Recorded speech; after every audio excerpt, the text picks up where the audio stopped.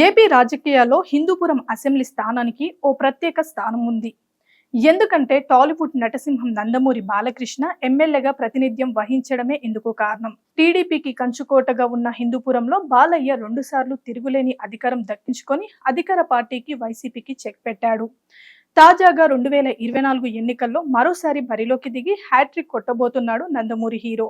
ఈ ఎన్నికల్లో బాలయ్య బాబు తన ముఖ్య సినిమాలను పక్కన పెట్టి మరీ ఎన్నికల బరిలోకి దిగాడు. స్థానిక రాజకీయాలను చూసుకోవడంతో పాటు రాష్ట్ర వ్యాప్తంగా టీడీపీ, జనసేన, బీజేపీ కూటమి అభ్యర్థుల తరపున ముమ్మరంగా ప్రచారం చేశారు.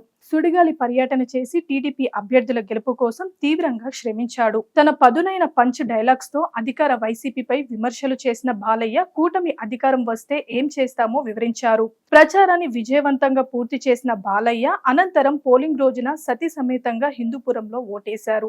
2 నెలలకు పైగా ఏపీలోనే గడిపిన బాలయ్య వైసీపీ నేతల్లో వణుకు పుట్టించారు.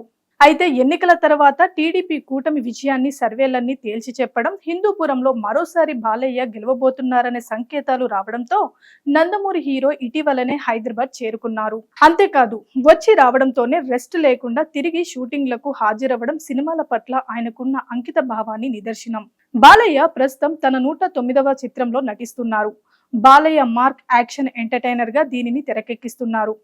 సింహం నక్కల మీదకు వస్తే వార అవధురా లఫుట్ హంటింగ్ అంటూ బాలయ్య చెప్పే డైలాగ్స్ ప్రేక్షకులతో పాటు టీడీపీ కార్యకర్తల్లో పూనకలు తెప్పించింది. టీడీపీ వ్యవస్థాపకుడు అన్న ఎన్టీఆర్ పోటీతో హిందూపురం నియోజకవర్గం తెలుగుదేశం పార్టీకి పెట్టని కోటగా మారిపోయింది. రాష్ట్రమంతా ఎదురుగాలి వీచినా హిందూపురంలో టీడీపీ జోరు ఏమాత్రం తగ్గలేదు.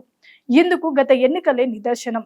అంతేకాదు రాయలసీమలో 52 నియోజకవర్గాల్లో 49 చోట్ల వైసీపీయే గెలిచింది. అంతటి హవాలోనూ హిందూపురంలో ఆధిక్యం ప్రదర్శించలేకపోయింది. బాలయ్య క్రేజ్ ఏ స్థాయిలో ఉందో అర్థం చేసుకోవచ్చు. బాలయ్యను ఓడించాలని హిందూపురంలో వైసీపీ జెండా ఎగరాలన్న ఏకైక లక్ష్యంతో సీఎం జగన్ హిందూపురంపై ప్రత్యేకంగా దృష్టి పెట్టారు. బాలయ్య జోరుకు బ్రేకులు వేయాలంటే బలం బలగంతో పాటు సరైన వ్యూహం కూడా ఉండాలని రాయలసీమ ఇన్ఛార్జి సీనియర్ మంత్రి పెద్దిరెడ్డి రంగంలోకి దింపారు సీఎం జగన్. అయినా హిందూపురం వైసీపీ అభ్యర్థి ఏమాత్రం ప్రభావం చూపలేకపోయారు. ఈ ఎన్నికల్లో జగన్ పై తీవ్ర వ్యతిరేకత రావడం, టీడీపీతో జనసేన, బీజేపీ జతకట్టడం లాంటి రాజకీయ అంశాలతో మరోసారి బాలయ్య హిందూపురంలో భారీ మెజారిటీతో గెలవబోతున్నారని సర్వేలు చెప్పబోతున్నాయి. హిందూపురం నియోజకవర్గంలో ప్రస్తుతం వైసీపీ పార్టీ తరపున కురబు సామాజిక వర్గానికి చెందిన కురవ దీపికారెడ్డి పోటీ చేశారు. అయితే ఆమె పసలేని రాజకీయాలతో మెరుపులు మెరిపించలేకపోయారు. ఓటమి ఎరగని నందమూరి వంశానికి, తెలుగుదేశం పార్టీకి హిందూపురం నియోజకవర్గ ప్రజలు మరోసారి అధికారం ఇవ్వబోతున్నారని రాజకీయ విశ్లేషకులు బల్లగుద్ది మరి చెబుతున్నారు.